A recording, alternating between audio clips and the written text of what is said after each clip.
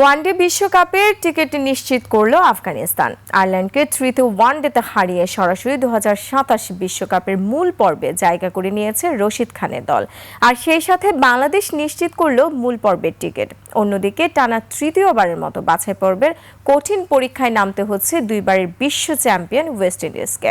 আরো জানাচ্ছেন মাহফুজ মুকুল।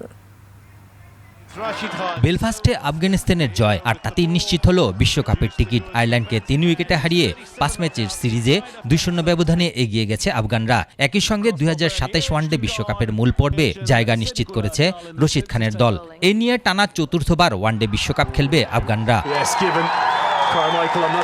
আফগানিস্তানের এই জয় সবচেয়ে বড় স্বস্তি দিয়েছে বাংলাদেশকে। 30 সেপ্টেম্বরের কাট অফ অনুযায়ী শীর্ষ 8-এ স্বাগতিক দক্ষিণ আফ্রিকা থাকায় নবম স্থানও বিশ্বকাপের জন্য যথেষ্ট। সেই জায়গায় থাকা বাংলাদেশও নিশ্চিত করেছে মূল পর্বের টিকিট। অন্যদিকে দুঃসময়ের জন্য পিছু ছাড়ছে না ওয়েস্ট ইন্ডিজের। র্যাঙ্কিংয়ে 10 নম্বরে থাকা ক্যারিবিয়ানদের সামনে ভারতের বিপক্ষে আরও 2টি ওয়ানডে, কিন্তু দুটিতে জিতলেও শীর্ষ 8-এ ওঠার সুযোগ নেই।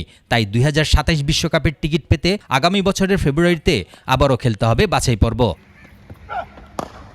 2019 ও 23 বিশ্বকাপেও বাছাই পর্ব খেলেছিল ওয়েস্ট ইন্ডিজ। 2019 সালে মূল পর্বে উঠলেও 2023 সালে সেই পরীক্ষায় ব্যর্থ হয় তারা। আফগানিস্তানের জয়ে বিশ্বকাপের পথ নিশ্চিত বাংলাদেশেরও। আর দুইবারের বিশ্ব চ্যাম্পিয়ন ওয়েস্ট ইন্ডিজকে ফিরতে হবে সেই কঠিন বাছাই পর্বের লড়াইয়ে।